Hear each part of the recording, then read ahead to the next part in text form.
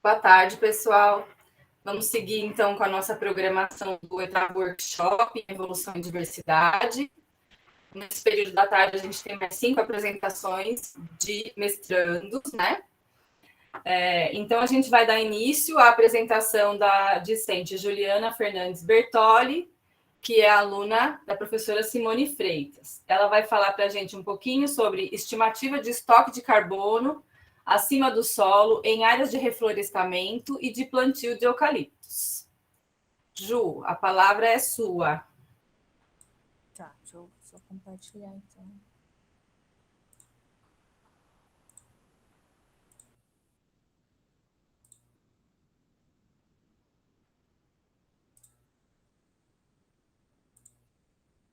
Vocês estão vendo? Sim. Ah, beleza. Então, como a Cibele falou, eu sou orientada pela professora Simone, minha co-orientadora é a professora Ângela. Ela é também daqui da UFABC, só que ela é de outro programa. E aí o meu trabalho é sobre estimativa de estoque de carbono acima do solo em áreas de reflorestamento e de plantio de eucaliptos. Bom, a gente sabe que a biodiversidade está relacionada com vários processos ecossistêmicos e um deles é a regulação do clima. E aí vai desde a relação com a dispersão de semente pelos animais, que vai resultar ali numa vegetação, até a interação dessa vegetação com a atmosfera, que vai, por exemplo, fixar o carbono. E aí, quando a gente tem uma perda da biodiversidade, acaba afetando os serviços ecossistêmicos, que são aqueles benefícios que a natureza provém direta ou indiretamente para a gente. E aí, com isso, a população acaba sendo prejudicada. E alguns estudos estão mostrando que esses serviços ecossistêmicos eles não estão mais conseguindo suprir o ritmo de consumo do ser humano, né? A gente está consumindo muito mais do que os recursos, muito mais recurso do que a natureza consegue prover para a gente. E, devido a essa intensificação das perturbações que eu falei, né, por ação antrópica, a recuperação das florestas ela tem sido mais longa, ou seja, a resiliência, tanto a parte da formação estrutural da floresta, como, sei lá, floresta amazônica, por exemplo, como os serviços funcionais que essa floresta pode prover. E aí, quando você investe na restauração da vegetação, você consegue mitigar essa perda da biodiversidade, ter a recomposição dos serviços ecossistêmicos do local.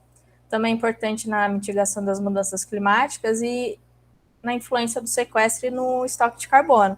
Porque quando você planta lá a vegetação e durante o desenvolvimento da planta, o carbono atmosférico ele é sequestrado por meio da fotossíntese e aí ele é fixado em forma de biomassa vegetal.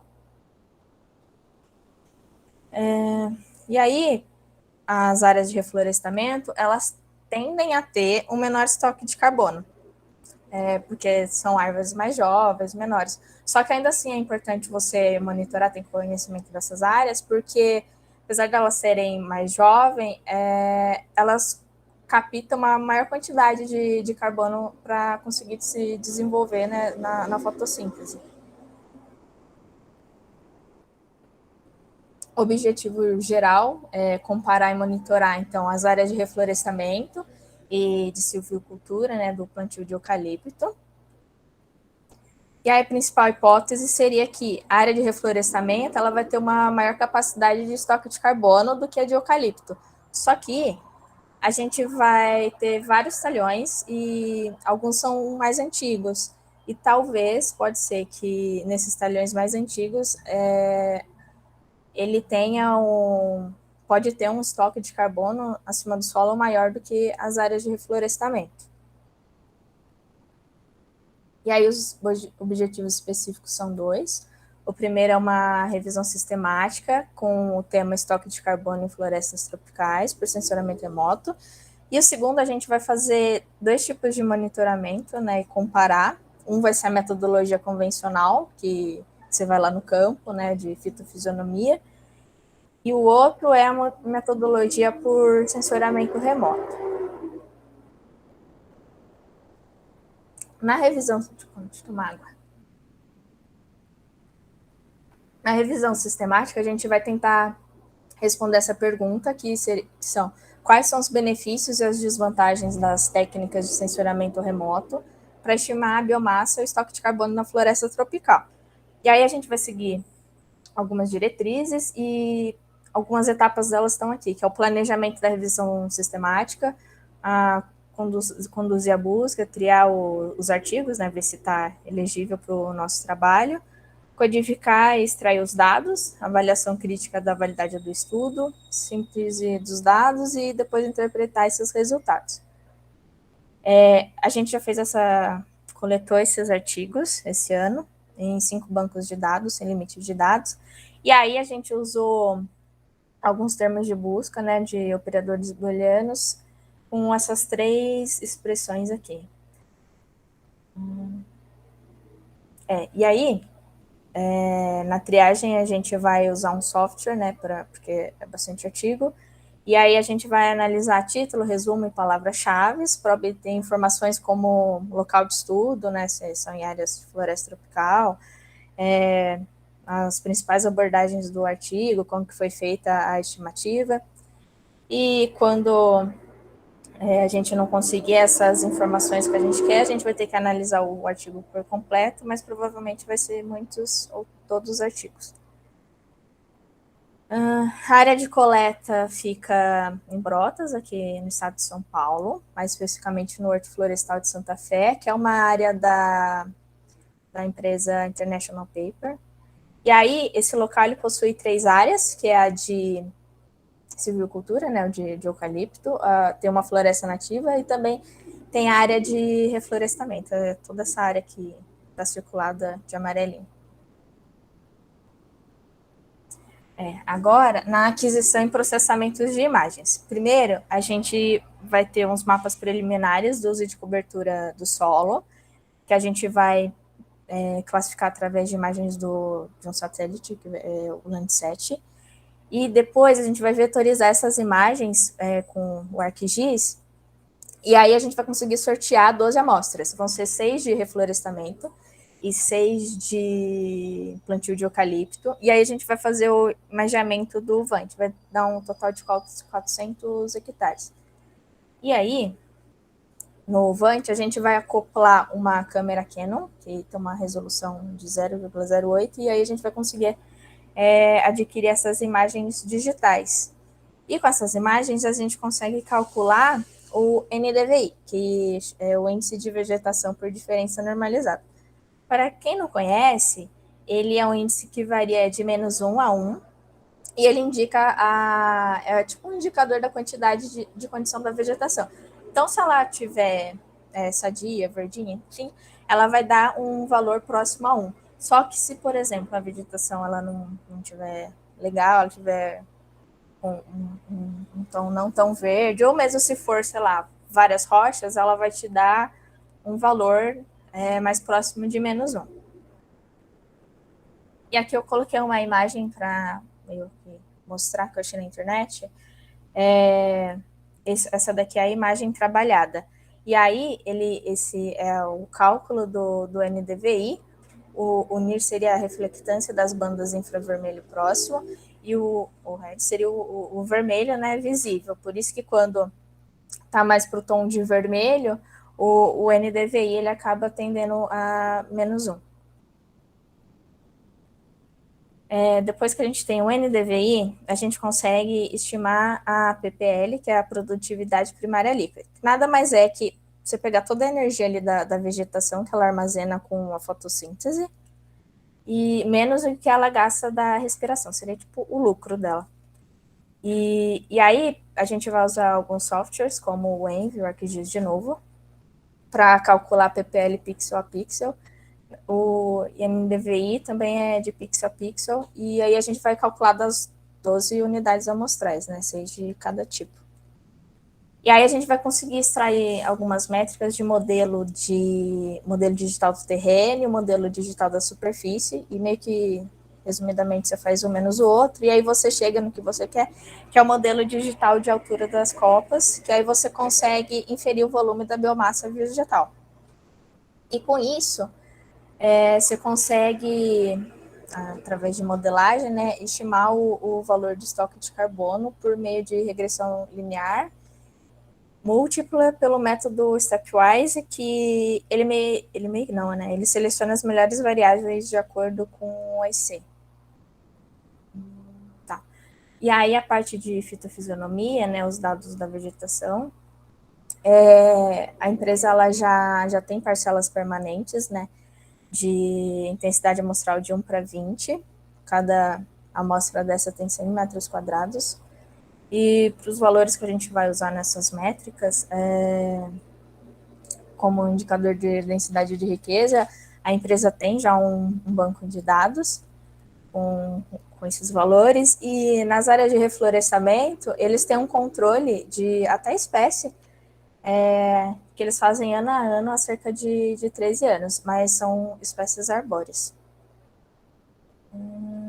Então, a viabilidade do projeto é que a gente vai usar equipamento da Embrapa e também de uma empresa privada, o Gedrones, que vai disponibilizar o VANT. O processamento de imagem a gente vai fazer aqui no laboratório da UFBC. E esse trabalho está vinculado ao projeto da Ananda, do doutorado dela industrial. E aqui está o cronograma com as coletas de campo, depois o artigo que a gente vai fazer da revisão sistemática. Enfim. E é isso. Muito obrigada, Ju. Parabéns pela apresentação. Muito bonita. Perguntas, pessoal?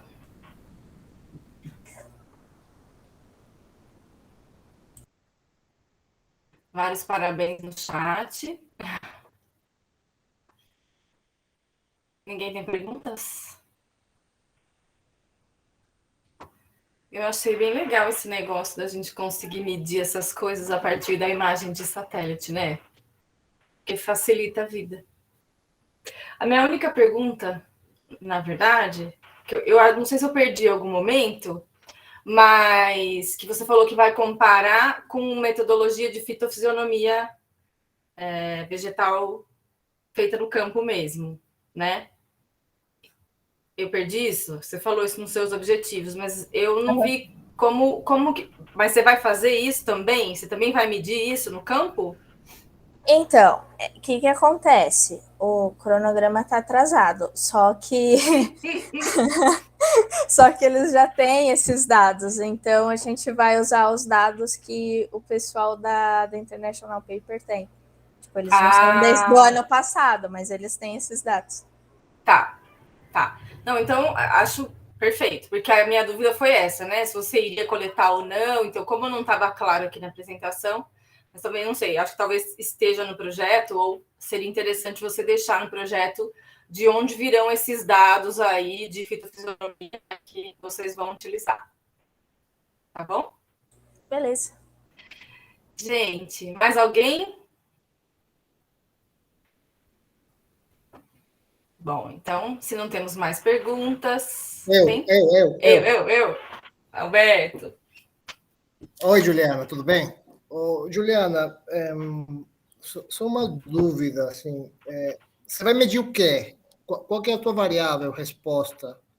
Você fala estoque de carbono, mas você vai medir biomassa? Não entendi. Eu entendi a parte das métricas da paisagem, aí ficou legal, mas... Até do NDVI você pegou. Sim. É a partir do NDVI que você vai... Isso, aí eu vou, com o NDVI, eu vou conseguir fazer a produção primária líquida. E aí eu vou conseguir a biomassa vegetal. Da biomassa vegetal que eu vou conseguir fazer o estoque de carbono. Mas aí também é só o estoque de carbono. Isso, é estimativa. Você não vai medir biomassa no campo, não? Não, isso não. Entendi. É uma estimativa a partir das métricas. Só outra pergunta, quantas amostras? Você tem 12 parcelas, você falou? 12 13? Parcelas, 12. 6 de reflorestamento e 6 de eucalipto. E reflorestamento é o plantio de mudas nativas, é isso, né? Sim, que já está com 13 Entendi. anos. Isso. 13 anos, são de árvores, Aham, então. Entendi. isso. Aí, análise, você vai ter modelos e você vai considerar o AIC e tal, Uhum. a E partir aí da comparar esses tipos de áreas diferentes. Entendi. Tá certo. Tá certo. Obrigado, Juliana. Parabéns. De nada, valeu. Mais alguém? Alguma pergunta? Não? Parabéns, Ju. Obrigada pela apresentação, pelas respostas. Então, a gente passa para a próxima. Pelo que eu entendi, a Ana Paula não chegou mesmo. Então, a gente segue adiante. Então, agora a gente tem a apresentação da Isabela. Tá por aí? Tô sim. E... Então, já vou te anunciar, tá? Tá bom. Então, vamos passar a apresentação para Isabela Maria Cassimiro Figueiredo, que ela vai falar um pouquinho sobre o impacto das estradas de terra sobre a biodiversidade. Efeitos do ruído e atropelamentos de mamíferos de médio e grande porte. A Isabela também é orientada da professora Simone Freitas. Tá com você a palavra. Tá bom, eu vou compartilhar aqui. Tá.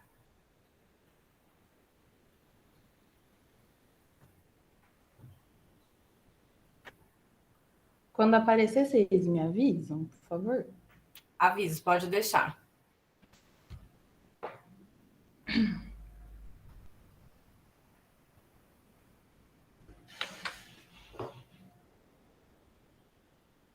Foi. Foi? Ah, então tá. Foi. Gente, eu já peço desculpa por eventuais latidos de cachorro. Mas eu vou começar, então. Boa tarde, eu sou a Isabela. Como a professora Sibeli disse, eu sou orientada pela professora Simone. O meu projeto de mestrado, ele é na área de ecologia de estradas e se chama Impacto das Estradas de Terra sobre a Biodiversidade, efeitos do ruído e atropelamento de mamíferos de médio e grande porte. A gente está contando com a colaboração do Milton Ribeiro e com a orientação da Júlia Assis, da Unesp Rio Claro. Bom, a distribuição e a abundância de espécies são características populacionais que são influenciadas tanto por fatores bióticos e abióticos, como a temperatura, presença de recursos e precipitação, quanto pela configuração da paisagem. E isso porque esses dois fatores, em conjunto, eles definem a distribuição dos recursos, então isso acaba delimitando como as espécies vão estar distribuídas de acordo com cada um de seus nichos. Em áreas com maiores perturbações antrópicas, a gente tem maior ocorrência de fragmentação e perda de habitat. E isso limita a ocorrência de algumas espécies, principalmente as que são mais sensíveis à alteração de paisagem. Então, as infraestruturas viárias, né, como parte da paisagem, apesar de indicarem desenvolvimento socioeconômico, elas constituem uma grande ameaça à biodiversidade, principalmente porque elas oferecem um risco muito grande de atropelamentos. Então, hoje em dia, a gente tem os atropelamentos como um fator muito grande de mortalidade de fauna, e isso pode resultar numa queda populacional bem significativa. Aqui no Brasil, a gente tem mais de 400 milhões de atropelamentos de animais silvestres por ano, inclusive de espécies ameaçadas, né? E esse número, ele se deve tanto pela extensão da nossa malha viária, quanto pela falta de medidas de mitigação. Além dos atropelamentos, outros efeitos das estradas é a diminuição da qualidade da paisagem, elas constituem barreira ao movimento e também causam a poluição do ar, da água e do solo, além de poluição sonora. Bom, a intensidade de todos esses efeitos que eu citei das estradas, eles dependem tanto das características dos organismos, como o grau de sensibilidade a mudanças na paisagem e como a percepção que eles têm do ambiente.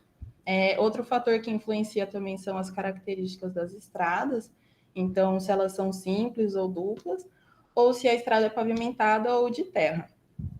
Se a gente pega para comparar o caso de estradas pavimentadas e não pavimentadas, a gente tem que as estradas de terra geralmente estão em áreas mais preservadas, né, longe de centros urbanos, e isso faz com que a fauna ao redor, além de ser mais diversa, também consiga utilizar essas estradas com maior frequência para cruzar de um lado para o outro. Apesar do que a gente imagina, né, esse maior uso das estradas não constitui um maior risco de atropelamento.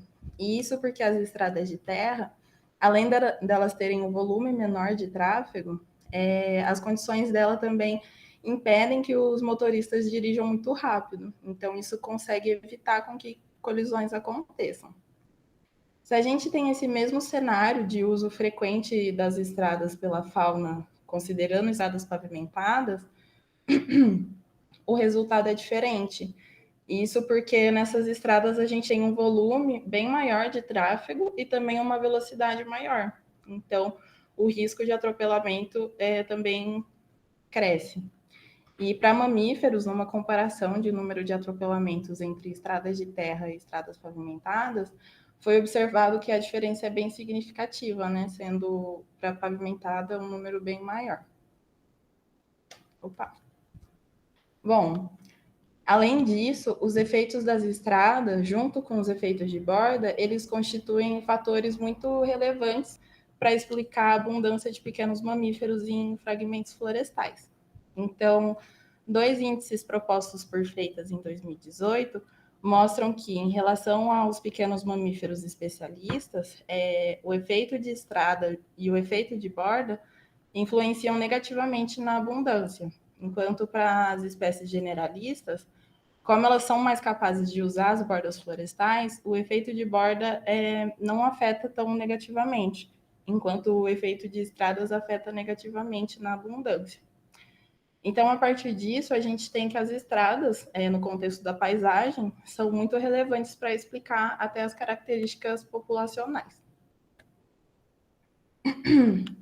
Bom, como eu falei, dentre os efeitos de estrada, a gente tem os ruídos, que causam poluição sonora, e já foi mostrado que eles são responsáveis por aumentar o nível de estresse nas espécies ao redor. Os ruídos também alteram o comportamento e a comunicação de espécies, e eles podem até mudar a estrutura de comunidades ao redor das estradas. E todos esses efeitos, eles são válidos até para estradas não pavimentadas e mais secundárias. E eles podem ser até mais intensos nesses locais. Isso porque essas estradas, elas têm uma variação maior, tanto no volume quanto na composição do tráfego. E isso faz com que haja uma flutuação bem grande no nível de ruídos. Então, se a gente compara uma estrada pavimentada, que o nível de ruído é mais constante, a gente tem que esses efeitos em estradas menores são mais intensos. Bom, apesar da gente ter um pouco de conhecimento sobre os efeitos de ruído sobre a fauna, em relação às estradas de terra, eles ainda são bem escassos. E geralmente são voltados para aves e anfíbios. Além disso, esses dados são pouco robustos, porque geralmente o ruído é analisado junto com outras características das estradas.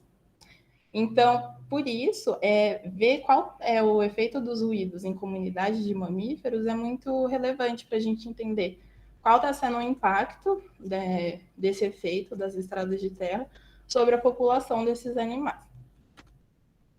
Então, dito isso, a gente está propondo 2 objetivos aqui na pesquisa.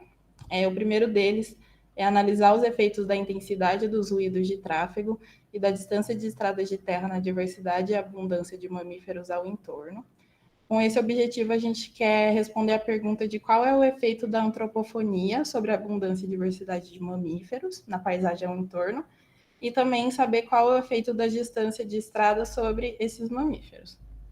O segundo objetivo é relacionar a ocorrência de atropelamentos de fauna nas estradas de terra com a informação de presença de fauna registrada nos remanescentes florestais ao entorno. Então, com esse objetivo, a gente quer entender qual é a relação entre a abundância dos mamíferos ao entorno das estradas de terra e o nível dos ruídos sobre a quantidade de atropelamentos. Bom, as hipóteses que a gente está propondo, né, o que a gente espera encontrar, o primeiro objetivo é que quanto mais distante das estradas de terra, maior vai ser a abundância e a diversidade dos mamíferos, e quanto maior os índices de antropofonia, menor vai ser essa abundância e diversidade da fauna. Já para o objetivo 2, a gente imagina que a quantidade de atropelamentos vai ser maior de acordo conforme mais abundantes serão os mamíferos nos fragmentos ao entorno. Agora, em relação à intensidade dos ruídos, a gente imagina que quanto mais intensos, menor vai ser o número de atropelamentos. Agora eu vou falar um pouquinho da metodologia. Como essa pesquisa está vinculada à pesquisa ecológica de longa duração, Corredor Cantareira-Mantiqueira, encabeçada pelo Miltinho, a nossa área de estudo, consequentemente, vai ser o Corredor Cantareira-Mantiqueira. Na PELD, eles estão propondo 20 paisagens, cada uma com um raio de 5 quilômetros, e em conjunto elas representam um gradiente de cobertura vegetal de 5 a 95% dentro do corredor. Cada paisagem tem 10 pontos de coleta, então eu coloquei as setinhas aqui, mostrando que cada aglomeradinho de pontos é uma paisagem, e nesses pontos de coleta vão ser obtidos dados sonoros, dados de vegetação e dados de registro de fauna por armadilha fotográfica. E isso tudo pelos pesquisadores que estão compondo a PELD. Bom, a gente vai contar com a colaboração de pesquisadores que estão fazendo parte da PELD para poder obter 2 dados para análise. Então, o primeiro deles são os dados de abundância e distribuição de mamíferos de médio e grande porte. Esses dados vão ser obtidos por registros de armadilha fotográfica, que vão estar distribuídos nesses pontos de coleta. E esses dados vão chegar para a gente já triados e com as espécies já identificadas. O outro dado que a gente vai obter é o de antropofonia. Ele vai ser obtido por monitoramento acústico passivo durante 60 dias em cada um desses pontos.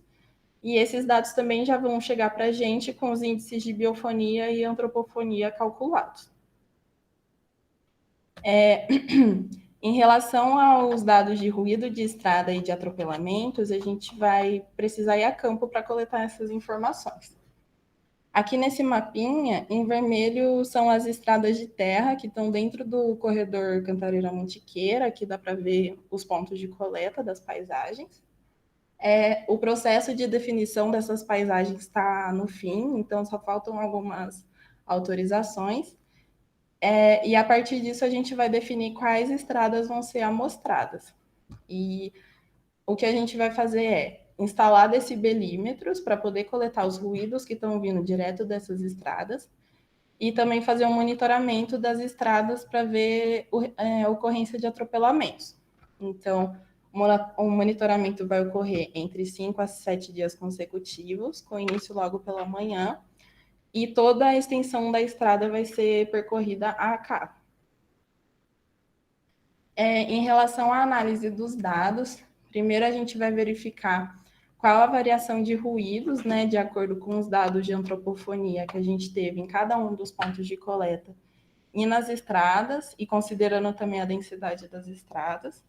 E a partir dessa informação, a gente vai poder verificar qual a intensidade dos ruídos em cada um desses pontos e quais estão sendo as implicações sobre as populações de mamíferos. Para o objetivo 1, a gente tem como variável resposta a abundância e diversidade de mamíferos e como variável explanatória os índices de antropofonia e distância de estradas. E para o objetivo 2, a variável resposta são os atropelamentos, enquanto a variável explanatória são os índices de antropofonia e abundância de mamíferos. Para as duas análises, a gente vai utilizar modelos lineares e não lineares, e também modelos mistos no R. Bom, por fim, o que está planejado é que primeiro sejam feitas as disciplinas, para depois, nos últimos quadrimestres, focar tanto nas análises quanto na elaboração da dissertação. Eu coloquei aqui em relação aos dados de mamífero e aos dados sonoros em itálico, porque eles vão ser feitos por outros pesquisadores que estão compondo a PERD. A gente imaginou que ia demorar um pouquinho por conta da situação do coronavírus para iniciar, mas como já está no final da definição das paisagens, a gente imagina que logo agora, no final do ano e começo do ano que vem, os campos já tenham início. Então, essa parte de monitoramento das estradas e instalação de decibelímetros que está planejado para eu fazer, talvez adiante para o segundo quadrimestre. E aí a gente consiga possivelmente coletar os dados ao mesmo tempo que os dados de mamífero e os dados sonoros estão sendo coletados também. E é isso. Muito obrigada. Obrigada, Isabela. Parabéns pela apresentação. Muito bonita. E Obrigada. didática também. Perguntas?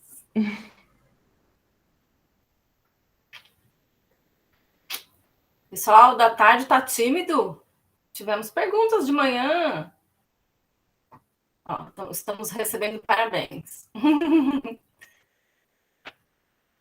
Olha, eu tenho que dizer que eu estou feliz que alguém está olhando para as estradas de terra. Porque, por exemplo, a Queixada, que é o bicho que eu trabalho, principalmente, né? A gente não vê registro de atropelamento, quer dizer, vê, mas é pouquíssimo, muito raro de atropelamento em estradas pavimentadas, né? Então não tem registro também que eles cruzem as estradas pavimentadas. Até tem um grupo, colegas que a gente está trabalhando lá no Pantanal, que eles estão com colar de GPS, e aí, tipo, eles vão até a borda, mas não passa para o outro lado, né? Então, mas já as estradas de terra, eles atravessam, né? Mas também não tem registro de atropelamentos, porque eu acho que tem muito a ver com aquilo que você falou no começo, né?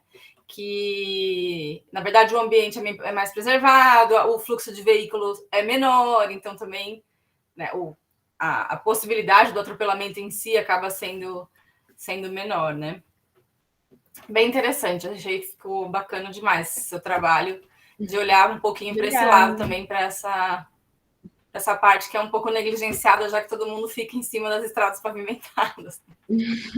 Que a gente está ansioso tem um grande, para ver o que vai achar. Tem um grande impacto, com certeza, né? Perguntas? Não mais perguntas? Então, Isa, eu só tenho que dizer a você muito obrigada, parabéns pela apresentação. Obrigada, eu. Boa sorte aí no projeto. Vamos passar para o próximo, ou a próxima. Deixa eu ver aqui. Jaqueline. Jaqueline Oi, já boa está... tarde. Boa tarde, já está a postos. Sim. Então, tá bom. Então, vou te apresentar. Então, agora nós temos a apresentação da Jaqueline Macena Santos Silva, também orientada da professora Simone Freitas. É uma tarde de paisagens, né? E aí nós vamos ver aqui, ela vai falar um pouquinho sobre riqueza de espécies de mamíferos em fragmentos florestais e áreas verdes na cidade de São Paulo. Relação espécie-área e ecologia da paisagem. A fala tá com você, Jaque. Tá, vou começar a compartilhar a tela, então. Tá bom.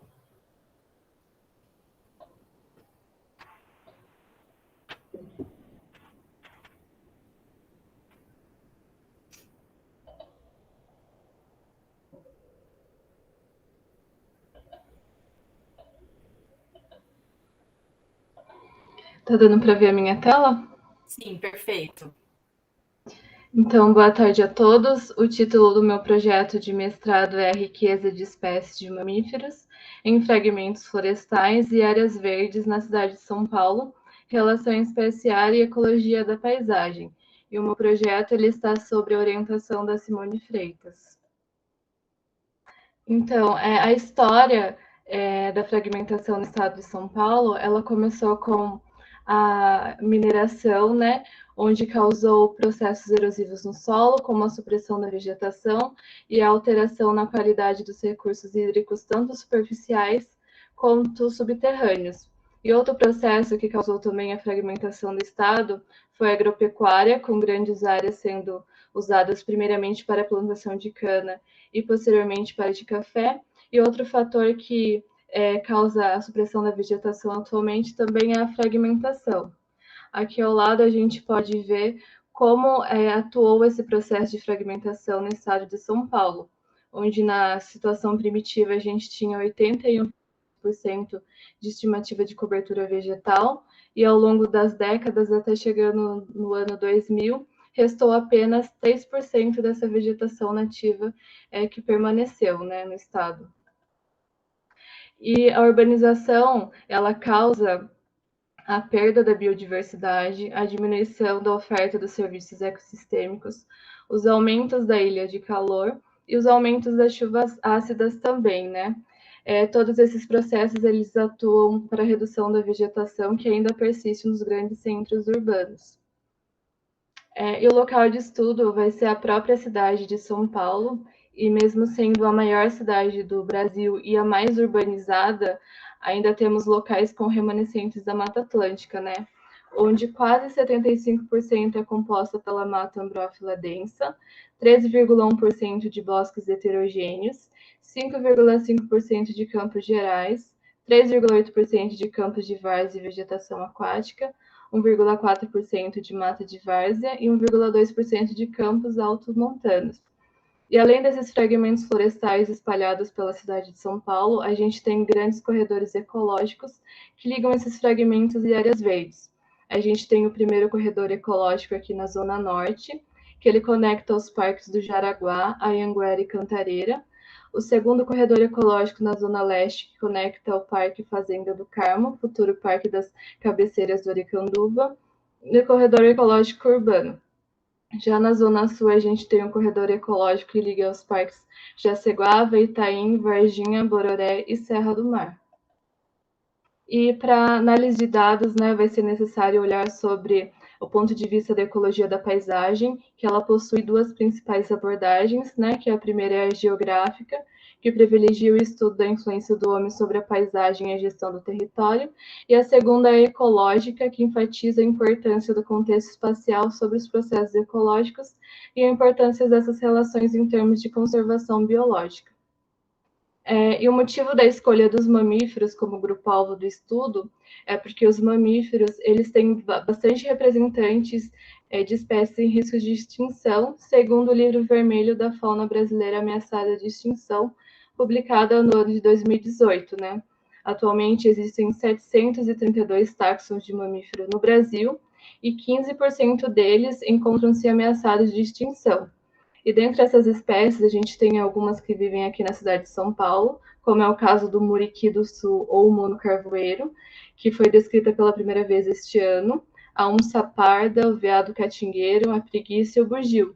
E todos esses animais, eles vivem mais localizados no extremo sul da cidade, onde a região da Mata Atlântica é mais protegida.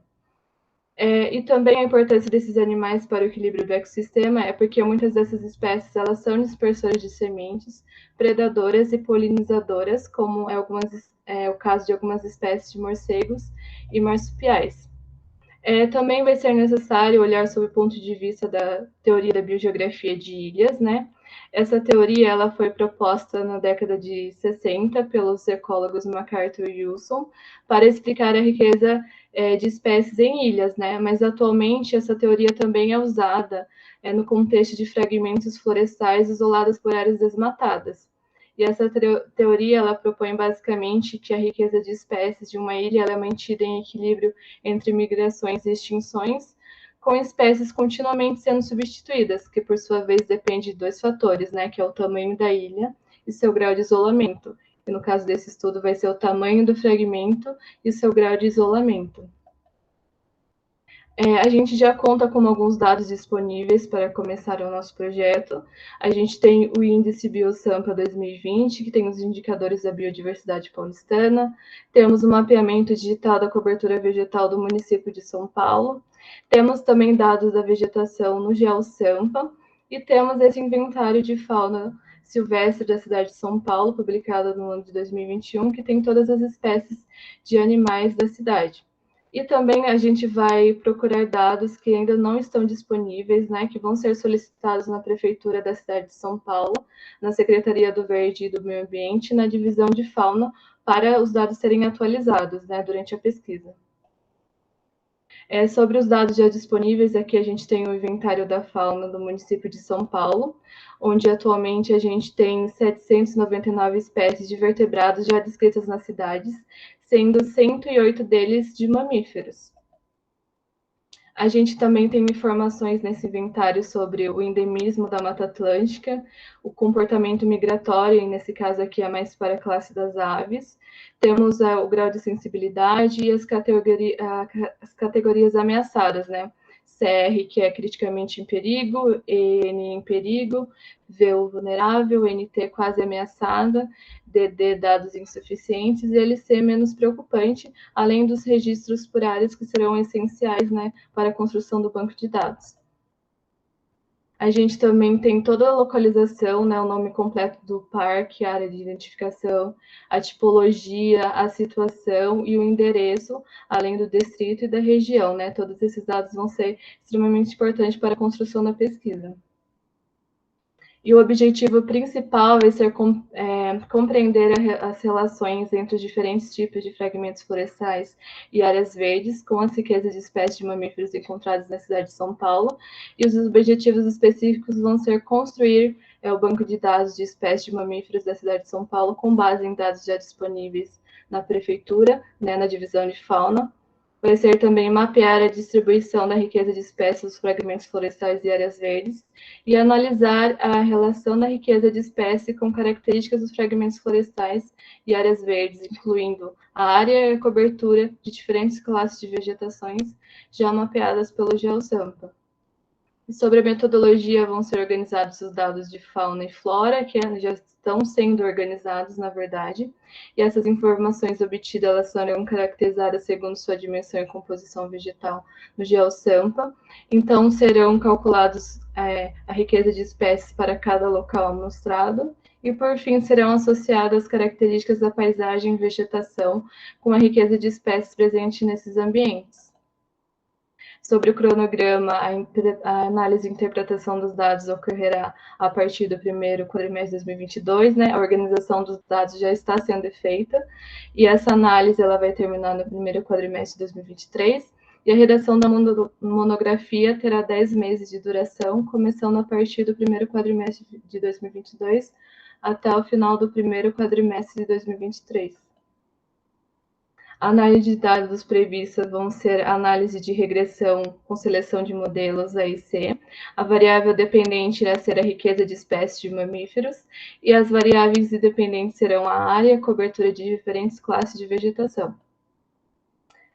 Os resultados esperados é que espera-se que fragmentos florestais maiores tenham maior riqueza de espécies do que áreas verdes, espera-se que fragmentos florestais maiores tenham mais espécies nativas do que exóticas, e que áreas verdes com maior variedade de classe de cobertura de vegetação tenham maior riqueza de espécies.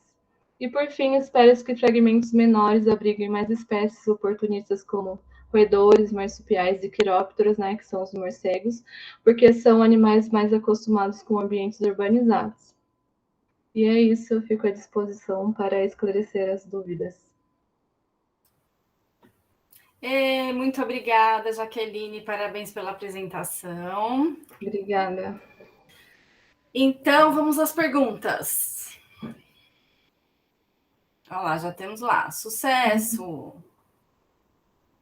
Parabéns! Não temos questões, pessoal?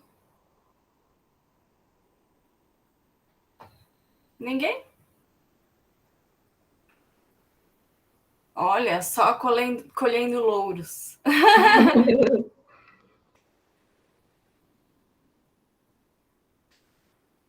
Bom, então, se não temos questões, podemos encerrar, né? Eu agradeço a apresentação, Jaque, parabéns mais uma vez. Obrigada. E eu acho que agora temos um problema, porque não temos nem Natália, nem Ana Paula. Acho que aí a questão teoricamente, não sei o que aconteceu, né? Então, não houve ninguém me avisou nada que tinha algum problema ou nada disso. A questão a Natália, o horário dela apresentar é às 16 horas. A minha preocupação é que ela esteja esperando para entrar nesse horário, né? Entretanto, todavia, contudo, são 10 para as 3, então a gente não precisa ficar Natália esperando. Espila, né? Eu mandei mensagem para o Ricardo, porque ela é aluna do Ricardo, mas ele também não me respondeu. Para saber se por um acaso ela vai mesmo apresentar ou ela tá como a Ana Paula, tipo, no Vini e dane-se. Ela fez a disciplina de sistemática aqui, a gente tem o WhatsApp dela, vou mandar uma mensagem direto para ela. Ai, ótimo, gente. Ajudem. Mandei. Vamos ver se ela responde, né? Ah, você mandou aí? Ah, não. Mandei. E da Ana Paula, alguém tem? Para saber se aconteceu alguma coisa, né? Às vezes. A Ana Paula também é da disciplina de sistemática, não é? Ana Paula Cordache? Isso. Você já mandou também, Ana? Não, tava escrevendo pra Natália.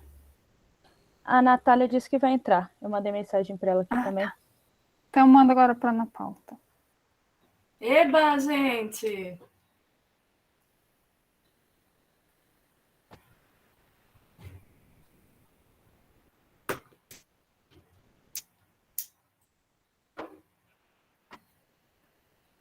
Porque pra gente não perder, né? Porque tá todo mundo adiantado. Que é incrível isso. Porque, em geral, nos workshops anteriores, a gente tinha um certo atraso de uma apresentação para outra. Porque, às vezes, o pessoal demorava mais, atrasava um pouco na hora de explicar. E esse ano tá todo mundo super objetivo. Parabéns, eu acho ótimo, na verdade.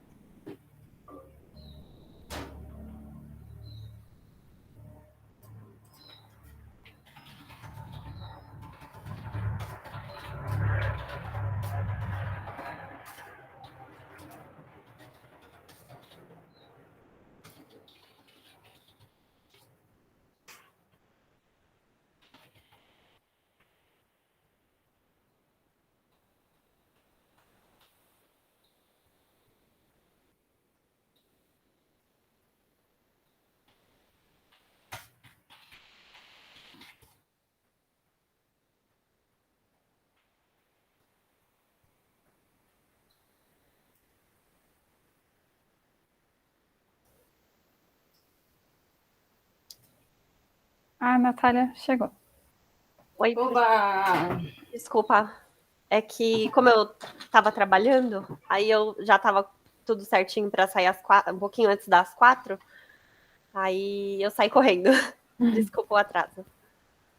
Não, a gente aqui, né? É porque Deu uma antecipadinha, né? Mas não tem foi problema. meio rápido a coisa acontecendo. Tá bom. Então Então tá bom, vou te apresentar e já passo a palavra para você. Tá bom. Então vamos lá. A apresentação agora será da Natália Spila Astorga. Ela vai falar para a gente sobre distribuição geográfica e conservação da tartaruga verde, Quelônia midas, em cenários de mudanças climáticas globais. E ela é orientada pelo professor Ricardo Savaia. Isso mesmo. Pronto, Natália. Eu vou começar a apresentação, então. Só um momentinho. Tá ok.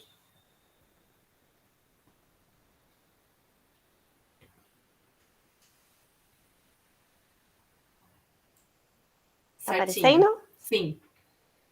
Então, tá bom. Então, como a professora já me apresentou, né? Distribuição geográfica e conservação de tartaruga verde. Eu sou a Natália Spila e deixa eu começar aqui. Bom, primeiro começando a falar sobre a biogeografia em si, né? A introdução, que a biogeografia visa compreender a distribuição de seres vivos ao longo do espaço e tempo, visando a compreensão de padrões de diversidade no globo.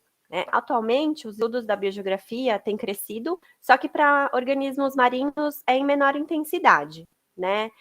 E atualmente esse interesse em estudar a biogeografia é dada pela intensa degradação dos oceanos, perda de habitat e urgência na conservação, né?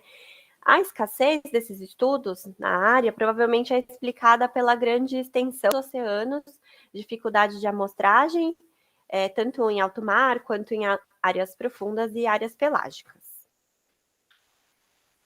Para animais marinhos, a grande maioria tem ciclos de vidas bem complexos, né? Inclusive as tartarugas marinhas, né? Porque em diferentes estágios de vida, né, desde os filhotes, juvenis e os adultos, eles ocorrem em regiões distintas, né? Desde praias até áreas mais costeiras, até o mar aberto. Isso também dificulta o estudo desses animais.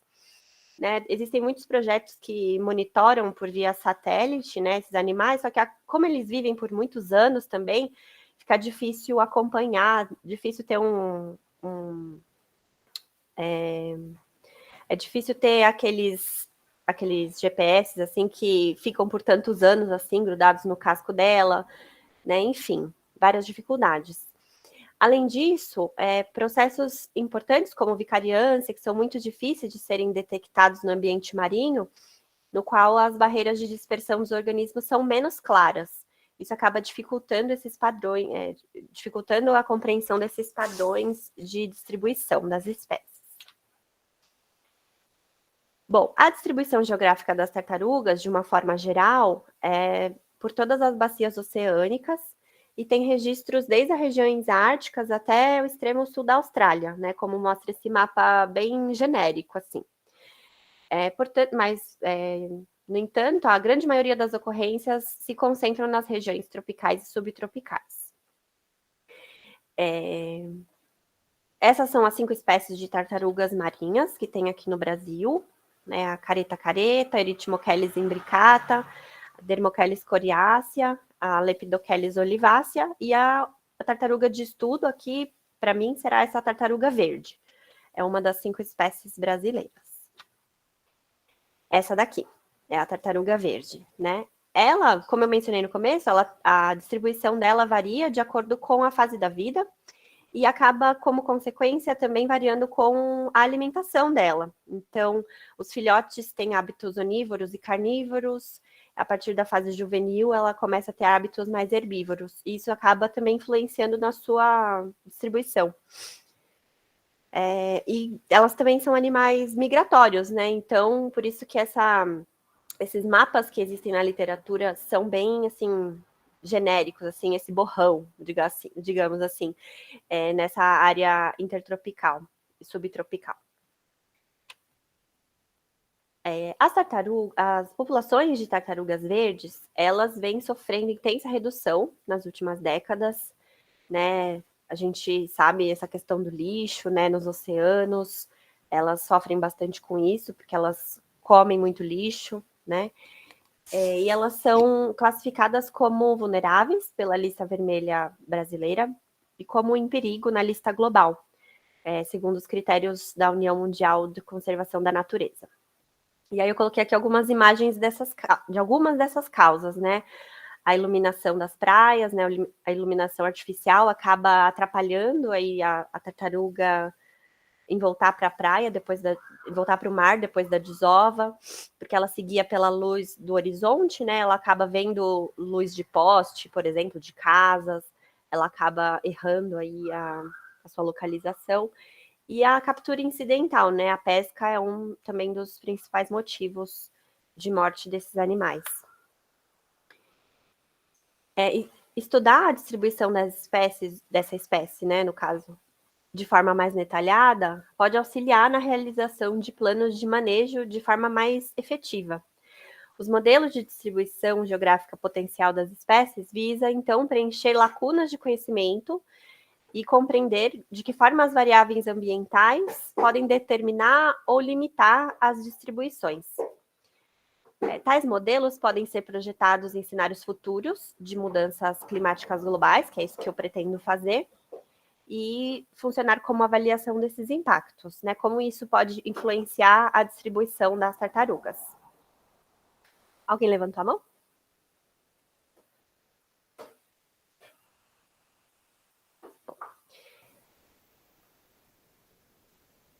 Alguém quer falar alguma coisa? Não, acho que você pode seguir, acho que foi só uma resposta no chat. Tá bom. É que eu não tô olhando o chat, então eu não vi. Então, tá.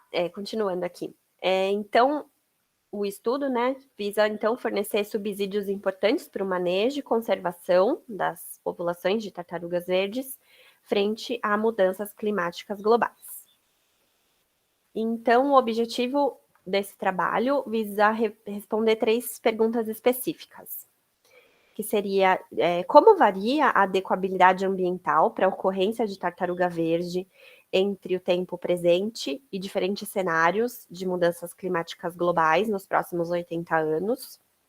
Quais variáveis ambientais são mais relacionadas às áreas de desova e de outras ocorrências, né, que a gente chama de fauna individual, que seria do bicho se alimentando, ou enfim, o adulto, né? E se as áreas de desova seriam mais afetadas em relação às outras áreas de ocorrência em cenários futuros de mudanças climáticas globais. A partir dessas perguntas, então, será testada a hipótese de que as áreas de desova sofrerão maior retração na sua extensão de ocorrência de distribuição potencial em cenários futuros de mudanças climáticas por apresentarem condições ambientais menos variáveis. Então, para isso, aqui eu coloquei os métodos, a construção de base de dados, que a coleta dos dados de distribuição de espécies, a coleta das variáveis bioclimáticas e, posterior, a análise dos resultados com a modelagem e distribuição de espécies. E aqui eu vou apresentar para vocês uns resultados preliminares, né, que eu fiz a coleta de dados em 3 plataformas, a princípio, que é o SIMBA, né, o Sistema de Informação de Monitoramento de Biota Aquática, que é aqui do Brasil, né, coletado pela Petrobras, para eles irem monitorando, assim, o impacto deles aqui, enfim. E aí eu encontrei 10.988 pontos de fauna individual, como eu expliquei, que seria do animal não desovando, né? Então, seria um animal se alimentando, ou, enfim, qualquer outra coisa que não seja desova. E apenas encontrei 6 pontos para essa espécie de reprodução.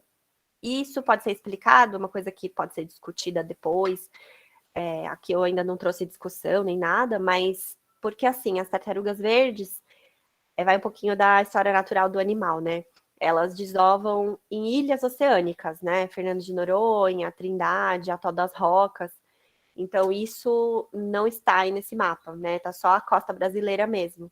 Então, pode ser que esses pontos que eu não tive acesso ainda, até estou tentando ver se eu consigo, eu não tive acesso a esses dados, com o projeto Tamar, por exemplo, ainda não está presente aí nesses dados preliminares, nesses resultados preliminares. Aqui eu fiz a coleta de dados de outra plataforma, né, o GBIF, e eu consegui 8.401 pontos de ocorrências de queloniamidas. Esse foi um mapinha, fiz ainda, por enquanto, um mapa bem simples, né, que a gente já acabou de começar, então estava fazendo mais análise de dados e tudo mais, coleta de dados, fazendo uma revisão da bibliografia e tudo mais. Então, ainda é um mapa bem simples, só com os pontos mesmo. E ele acaba ficando bem parecido com o que já existe, né, assim, na literatura, só que um pouquinho mais detalhado, né, dá para ver onde tem maiores concentrações de pontos, e que também pode ser discutido quanto à questão de coleta, se tem mais coleta naquela região, se tem muito ponto é porque tem mais pesquisador naquela região, enfim, isso também é discutido depois, né.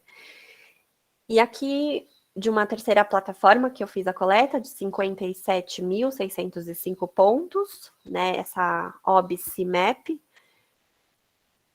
e apresentou essa carinha, assim, do mapa, né, também com várias lacunas na África, por exemplo, na Índia, aqui na parte mais sul, assim, da Austrália, então, algumas lacunas provavelmente por tendência de amostragem, mas ainda não tenho como afirmar isso ainda. Mas, por enquanto, é isso.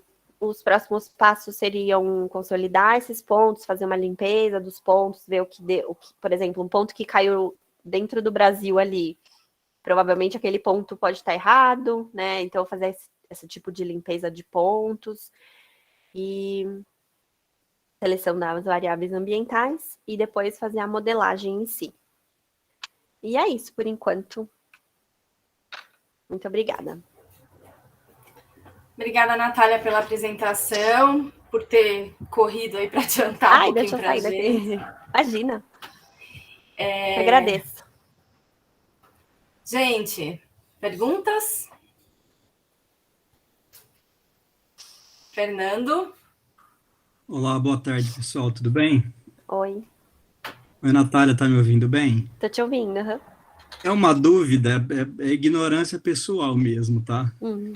Nesse tipo de simulação, que a gente vê cenários futuros de mudanças climáticas, a gente considera isso uma variável. E parte do princípio de que os aspectos biológicos da tartaruga, por exemplo, de hoje vão continuar. Só que eles também vão mudar no tempo e no espaço. Como que faz esse ajuste? Mas como assim, esses aspectos da tartaruga em si? Não entendi muito bem essa pergunta, desculpa. Qualquer organismo, qualquer população muda com o tempo. Então, a área de distribuição, locais de alimentação, tudo isso varia no tempo e no espaço também. Como que você difere o que será em decorrência de mudanças climáticas e o que acontecerá naturalmente por uma questão temporal mesmo? Não sei se você entendeu. Assim, por exemplo, em relação à desova, por exemplo, né? As tartarugas, como eu mencionei, elas desovam em ilhas, né? Pode ser que com o decorrer do tempo as ilhas não existam mais, por exemplo, né? Com o aumento do nível do mar e outras questões, pode ser que não existam mais aquelas ilhas. E aí sim elas se adaptariam, poderia, né, ocorrer essa adaptação de começar a desovar em outros lugares. Isso poderia naturalmente acontecer, mesmo em não tendo esse cenário assim de mudança climática. Pode ser que aquelas ilhas sumam assim naturalmente e elas tenham que se adaptar. Então, pode acontecer sim, eu só... deixa eu pensar outra situação. Por alimentação, por exemplo, que como ela está bem relacionada com a alimentação de algas, por exemplo. Então, se elas se alimentam naquela região porque tem alga, e aí aquela alga, por algum motivo, ela não está mais ocorrendo naquela região, então ela tem uma adaptação muito boa, né? Baseado se a gente for olhar que ela vive muito antes dos dinossauros, né? E são espécies que ocorrem no mundo inteiro, né? Sim, ela tem uma versatilidade bem... Sim, se adapta bem, assim. E também tem uma outra questão que eu levantaria quanto a... Também na parte da desova, assim, que as tartarugas, o sexo das tartarugas é influenciado pela temperatura, por exemplo. Sim, isso aí é uma coisa que não tem o que fazer mesmo. Isso como qualquer réptil, né? Mas assim, a tartaruga é o contrário. Enquanto jacarés, por exemplo, tem mais macho, conforme vai ficando mais quente a terra ali, nas tartarugas é o contrário, acaba surgindo mais fêmeas quando a areia está muito quente. Então, isso também teria um impacto grande, mas não necessariamente ligado à mudança climática, né? Isso naturalmente pode acontecer. Enfim, seria isso. Tá, obrigado. Não sei se eu te respondi. Obrigada, Fê. Ana Paula? Oi, Natália. Oi, Pro. Uma dúvida mais técnica, bem simplesinha. Ali, quando você fala das variáveis bioclimáticas, mesmo para ambientes aquáticos, é o World Climate que vocês usam? Sim. Vou pegar dessa plataforma também. Tem uma outra também, é Chelsea, que chama, né? Chelsea. Tem essa. Ainda estou vendo em qual que eu vou pegar as variáveis. Mas são essas duas que são usadas também.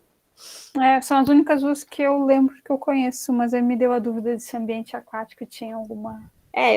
Teve um trabalho que eu vi, que era com, se não me engano, peixes, que usava o Chelsea. Aí eu ainda não sei direito qual que eu vou usar, mas seria isso.